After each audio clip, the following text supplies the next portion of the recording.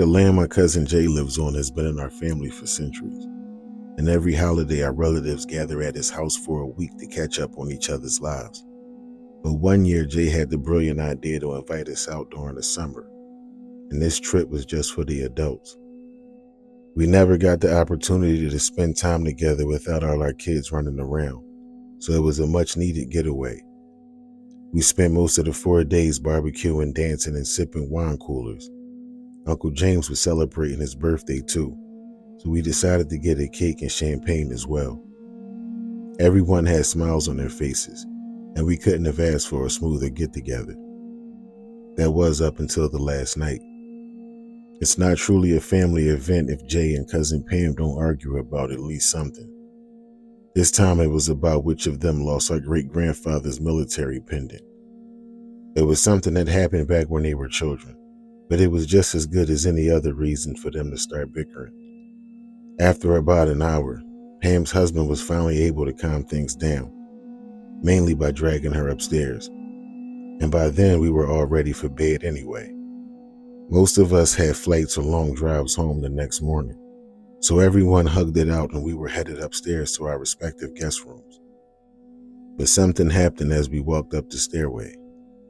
There was a knocking at a door in Jay's dining room, a door that leads down to his basement.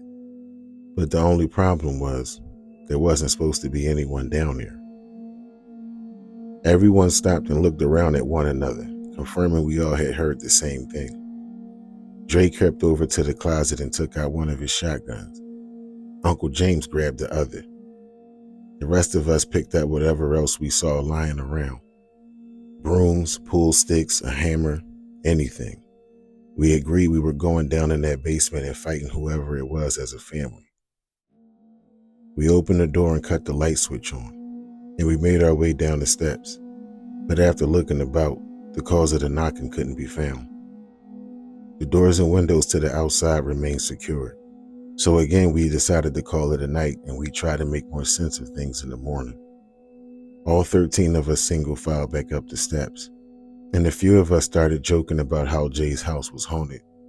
But the funny thing is, we may have been more accurate than we realized.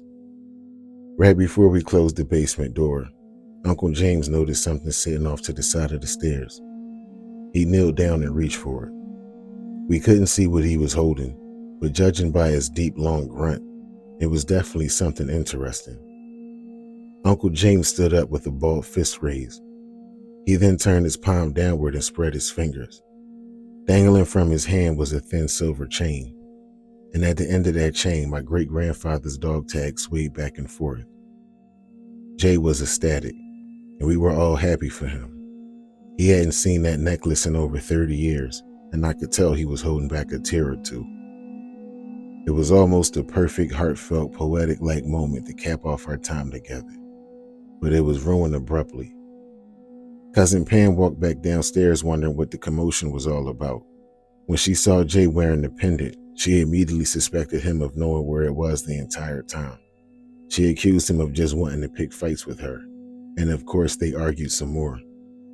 This time we left them to work things out on their own. We just quietly continued upstairs to our rooms. Pam's husband was standing in the hallway shaking his head. I smiled at him. I told him his wife was crazy when they first met. He survived this long. He'll be fine. Cousin Jay brought a glass case to keep the pendant in, and he installed a shelf right above the basement door to display it on. That was about 8 years back. But ever since, we started a new tradition. Whenever any of my relatives visit the old family house, each of us always knocks on that door, sort of like a hello to whoever's listening. We're still waiting on someone to knock back.